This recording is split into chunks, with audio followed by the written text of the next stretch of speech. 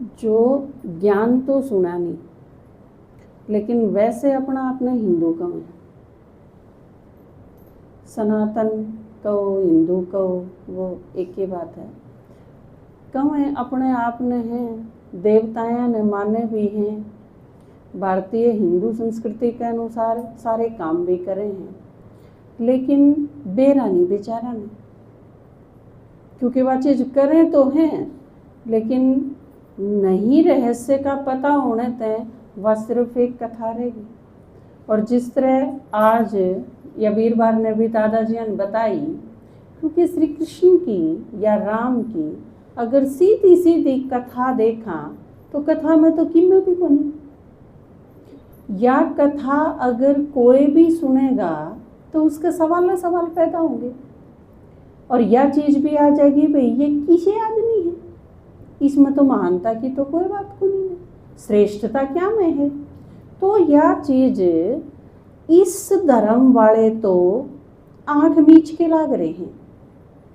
या आप यूं सोच लो कि किसी न किसी रूप में वो ब्राह्मणाते जुड़े हुए हैं, जहाँ तक एक आस्था का अंश उनके में है, वो उस आधार पर लाग रहे हैं। लेकिन दूसरे धर्मा के लोग इनकी सिर्फ कथा में उठा के नहीं और 50 सवाल भी करेंगे, और क्योंकि उन सवालों का जवाब किसी पर पावनीगा तो वह उनकी आस्था में डिगा देंगे, जो कि ये बोन लाग रहा है। बहुत सारे लोग इतनी दुनिया भर की वीडियो, इतनी दुनिया भर की आलोचना, इतने क्वेश्चन इन चीज़ों पर पैदा होंगे। ईसाई धर्म, मुस्लिम धर्म, ये लोग उन भी इन तय अलग करा कर दे, विमुख करा कर दे कि ये थारे किसे भगवान हैं। तो ये चीज़ जिसने बेरा तो हाथ नहीं और यो पक्ष रख देंगे उनका आगे, तो वह उससे विमुख हो जाएंगे। साची हम तो क्या के लाग रहे थे, ये तो देवता किसे हैं, ये तो आदमी है को नहीं। तो या उनका भरोसा, उनका विश्वास, उनकी आस्था, वो जो इतने जन्मा तक चली आ रही थी, उनके भीतर एक चीज़ थी, वह खत्म होती चली जाएगी। और क्योंकि उन सवालों के जवाब उन पे है नहीं, हम सारे इस टाइम में बहुत खुशनसीब हाँ कि हमारे पास इन सारे सवालों के जवाब हैं। श्री कृष्ण खराब है, यह चीज़ आपका आगे कोई नहीं कह सकता, क्योंकि श्री कृष्ण क्यों श्रेष्ठ है हमने पता है इस बात का। और श्री कृष्ण दिखाया है और ब्रह्मा श्रेष्ठ है। यह चीज़ अगर कोई कह देगा कि श्री कृष्ण ने क्या करा किसी का, तो इसने समझने खातिर श्री कृष्ण के पाछले जन्म में जाना पड़ेगा। जो कर एक 5 साल के बालक का हार्ट में छेद है, तो उसने अगर यो सवाल है किस बालक ने क्या कर दिया ईसा, इसने समझने खातिर उसके पिछले जन्म में जाना पड़ेगा कि इसने क्या करा। नूए जो बच्चा पैदा होंदी है पूज्य है, पैदा होंदी है उसने सारी ये दुनिया खिलावे, सारी ये दुनिया सिर पे बिठा के रखे। आज आप सुनो थे 11:30 बजे वाली क्लास में भी लड्डू गोपाल का आजकल कितना सिर पे इधर ही हांडी जाए, बस हो और कि में हो। माता आपने देखी होंगी, एक खिलौना चाहे तो है वो, लेकिन अपनी चुन्नी तो उसका हवा कर दी रहेंगी कि देने बालक के गर्मी लाग जाए। एसी भी लावे हैं, जड़े श्री कृष्ण के मंदिर हैं, छोटा बालक है वह गर्मी घनी होगी एसी ला दो, सर्दी घनी होगी उस खातर रजाई लाओ, गद्दा लाओ, उस खातर ब्लोअर वगैरह भी लगाओ कि दिन उसके ज़्यादा लग जाए। तो आप देखो जो बच्चा पैदा होया है और पैदा होंगे ये इतनी सारी चीज़ जिसने मिली और वो पिया था, तो इसने समझने खातर भी उसके पिछले जन्म में जाना पड़ेगा। जबकि सिर्फ जो अपने आप ने हिंदू कहे हैं उन्हें इन सारी चीज़ों का नहीं पता। तो आपसे अगर कोई पूछे तो आप सारे जवाब दे सको हो, लेकिन उनने बेचारा ने जवाब तो बेरा को नहीं है, क्योंकि पूरा ज्ञान को नहीं है। तो उनके जो अध कचरे हैं न, कवे तो हैं अपने आप में लेकिन ज्ञान है नहीं, तो उनकी आस्था पर चोट करण का यो टाइम है और बहुत खतरनाक टाइम है। क्योंकि इनमें तो फिर आजकल आपने देखा होगा किसी गांव में इतने सारे लोग ईसाई बन गए, इतने सब आदमी बड़ा मैंने तो हैरत हुई, वो गले में वो पैर रखे ईसा मसीह का, मारा बालक देखे मैंने, मारा यो की है, बोला वो उन्हें बेरा को नहीं सही बात का तो मारा काम वाले थी एक बोला मेरी छोरी बोला ईसु मीसू का नाम लिया ही। मैं कहा यूं कौन सा गुरु हो गया, न राधा स्वामी न व्यास न और कि मैं नया नया ला गया।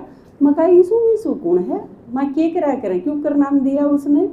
नो बोले ओगला में एक वो पर है, नो बोली वो एक आदमी ककील ठोकरा के उसका फोटो है। अच्छा फिर जब मेरा समझ में आई ईसा मसीह, तो वो बहुत सारे लोग ईसाई बन गए, बहुत सारे लोग मुस्लिम बन जाए, छोड़ जाए इन सारी चीज़ों में।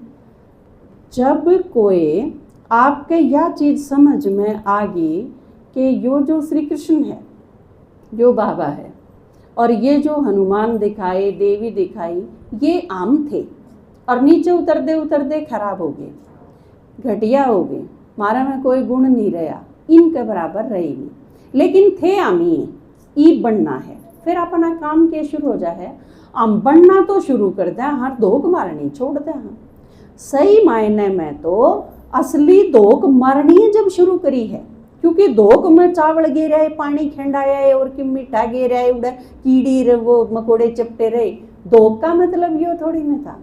उसने फॉलो करना, जब मारे यह चीज समझ में आ गई कि देवी है, उसकी अष्ट शक्ति हैं और वो शक्ति योगते मिलेंगी, और हमने योग लाना शुरू कर दिया, ज्ञान समझ लिया, योग लाना शुरू कर दिया, तो इसका मतलब असली धोख मारनी तो उस दिन से शुरू करी है, तो वह नकली छोड़ दी।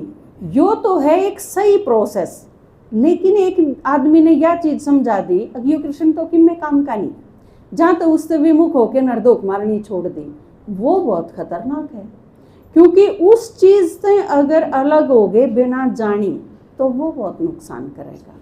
और यो भारतीय संस्कृति खातर, हिंदू संस्कृति खातर, उनके बल्कि एग्जिस्टेंस खातर, वो लोग अपने लेवल पर रह सकें इस खातिर भी बहुत मुश्किल पैदा करता जाए, क्योंकि जड़े वे जावे हैं वो फिर लोभ का लाभ का ये संसार रह जावे है, आस्था और विश्वास का खेल खत्म हो जाए।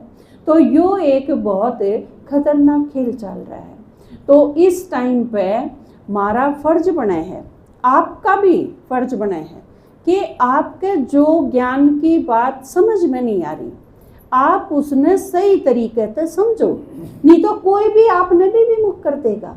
पूरा ज्ञान अगर नहीं है, यह चीज़ बहुत ज़रूरी है। एक आदमी ने नू तो बेरा पट गया, नींबू भी बहुत काम की चीज़ है, घी भी बड़ी काम की चीज़ है, ये सारी चीज़ काम की हैं, लेकिन अगर घी में नींबू ने जोड़ के पी गया तो खतरनाक कितना हो जाएगा। आपने हल्दी बहुत काम की चीज़, आपके सारे रोगों ने ठीक कर देगी, चाय भी बहुत काम की चीज़ है, कई लोगों ने कितनी उससे फ़ायदा मिला है, लेकिन हल्दी चाय अगर साथ मिला के पी गए तो खत्म कहानी, आदमी मर जाए। न्यू कोल्ड ड्रिंक पी के नर जाए, केले खा गए तो आदमी मर भी सके है। अगर सही नॉलेज नहीं है, ना केले खराब, ना दूसरी चीज़, ना चाय खराब, ना हल्दी खराब, ना नींबू खराब, ना घी खराब, लेकिन नॉलेज होनी चाहिए। आप किसके साथ कौन सी मिला के दवाई बन जाएगी, किसके साथ कौन सी चीज़ मिला के जहर बन जाएगी। अगर सही नॉलेज नहीं, आधी नॉलेज है तो बहुत खतरनाक है। नीम हकीम खतराए जान जिस खातर बना है। तो यह चीज़ आप ज्ञानी तो हो गए, बाबा का ज्ञान समझ में आ गया, परमात्मा पहचान लिया, या तो बहुत अच्छी बात है, लेकिन ज्ञान जब सारा का सारा आप सुन सको हो, समझ सको हो, तो अधूरा नहीं छोड़ना। जो भी चीज़ आपके अटके आप पूछो। मैंने पिछले संडे ने एक होमवर्क दिया था आप तई कि श्री कृष्ण के बारे में, क्योंकि कई संडे आप श्री कृष्ण ने चलावाना, श्री कृष्ण के बारे में अगर किसी का भी कोई सवाल हो तो आप लिख के ले आइए। कौन कौन लिख के लाया आप में? तो सारा बेरा है श्री कृष्ण के बारे में। हाँ वैसे यह बात सबके समझ में आ गई, श्री कृष्ण के बारे में सारी चीज समझ में, आप सारे के भी सारी चीज समझ में आ रही। आप में तो कोई लिख के लाया है प्रश्न? कोई नहीं लिख के लाया। जब आप प्रश्न नहीं पूछ दे कोई भी, तो उसके दो मतलब हों, क्या तो आपका सारा समझ में आ रहा है,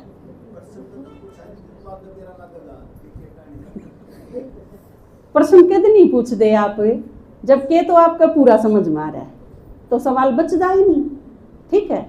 और क्या आपका सारा सर पर के गया, क्योंकि प्रश्न तो जब उठेगा ना जब आधी चीज गई होंगी भीतर।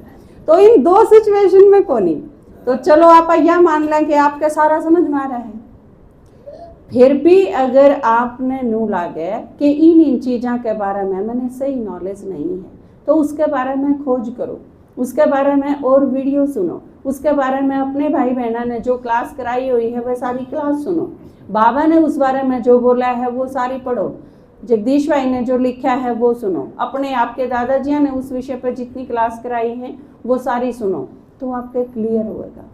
क्योंकि ज्ञान क्लियर होना बहुत ज़रूरी है। आप निश्चिंत जब होगे और आप दृढ़ता से यह चीज़ जब कह सकोगे कि जब आपने सही बेरा होगा तो दूसरा कोई आपने बुद्धू कौन बना सकता। मेरे याद है एक बार दादाजी थी कही थी किसी ने, अब बाबा ने नू कही है, कोई शंकर पार्टी वाला था, बाबा ने बोले कित कही है, कड़ा कही है बाबा ने, जितनी साकार मुरली हैं और 69 से लेके ही बताई मन्ना सारी व्यक्तवाणी पढ़ रखी हैं, तू डेट बता किस तारीख की मुरली में बाबा ने आड़े लिखी है, देखा नहीं कह रखी बाबा ने, उसने सोचना पड़ा, अब फिर मैंने और किते पढ़ी होगी। तो इसका मतलब अगर आपने सही नॉलेज है ना किसी चीज़ के बारे में तो दूसरा कोई आपने डिगा को नहीं सकता। इसी तरह ज्ञान के बारे में क्या है, जब आपके घर के आपके पड़ोसी आपके रिश्तेदार आपने रोके हैं ना, तो आप ज्ञान के बाबा के यज्ञ के फायदे नहीं बता पाते मेरे ख्याल से, क्योंकि आप अगर इसके सारे फायदे सही ढंग से बता पाओ तो बल्कि अगले ने आप लेके आओगे, आपने कोई क्यों रोकेगा। आप अगर अगला आदमी ने 10 फायदे बताओगे कि इनते मेरे ये फायदे हुए हैं, इनते ये फायदे हुए हैं, तो फिर कोई क्यों रोकेगा आपने। फायदा तो हर आदमी चाहे है ना। आप अपने घर में फायदा करो, यो भी आपके घर के चाहे हैं, और उन्हें यह चीज़ समझाओ कि आप जो सुनो हो, जो करो हो, जो समझो हो, जो जड़े जाओ हो, उससे इस सारे घर का फायदा होगा। या तो आप समझा नहीं पा रहे, क्योंकि अगर समझा पाओगे तो वो नहीं रोकेंगे, यह चीज़ पक्की है। और या फिर क्यों के कारण है, आपका खुद का पूरा समझ में नहीं आ रहा, क्योंकि बाबा ने एक मुरली में ये पीछे पिछले वीक की मैं के कही थी, जो समझा नहीं सकता इसका मतलब उसके समझ में नहीं आ रहा। यह चीज थोड़े से दिन तो बकोए जा सके हैं, अब मेरे समझ में तो सारा आवे है पर मैं बता कौन सकता या मैं सुना कौन सकती। आपने पूरी मुरली सुन ली जो माता ने कहो है, समझ में तो पूरी मुरली आवे है मेरे, पर पॉइंट एक भी याद को नहीं। आपकी सोचो इसमें दम है, आपके जो चीज़ समझ में आ रही है वह आप बोले बिना रह सको हो। और माताएं खातर तो खास करे एक चीज़ कमें है, बोला भगवान ने सब तो सुंदर मूर्त बनाई नारी की, माताएं की, कुमारियाँ की, फीमेल की, सब तो सुंदर मूर्त बनाई, उसके अंदर इतने सारे दिव्य गुण भरे, उसके अंदर सब में प्यार करने वाला एक दिल दिया, और बोला फिर जबान दे के नजारा बढ़िया वेट कर दिया क्योंकि माताएं खातर तो वो भी यो फैक्ट है कि वो बोले बिना तो रह नहीं सकती। जो चीज़ आपके समझ में आ रही है आप बोले बिना रह सको हो, को नहीं रह सकते। तो इसका मतलब ज्ञान समझ में ना आ रहा है। अगर आप नहीं सुनांदे और सुनांदे नहीं रंदे, क्योंकि जो आपके समझ में आ रहा है आप सारा दिन बोले जाओ। देखा है भाइयाँ तक कई गुना कैपेसिटी है आप में, जो सहन करने की है ना, सामना करने की है, समान की है, नू आप में बोलने की कैपेसिटी भी बहुत गणी है। अपनी शक्ति पहचान के ने उसका अगर सही यज्ञ में यूज कर देंगे तो उसको जबरदस्त फायदा होगा। तो उस खातिर जरूरी है कि ज्ञान आपकी बुद्धि में पूरा होना चाहिए। आप इसने पूरा भर लो, फिर आप जो बोलोगे वो ज्ञान नहीं लिखड़ेगा।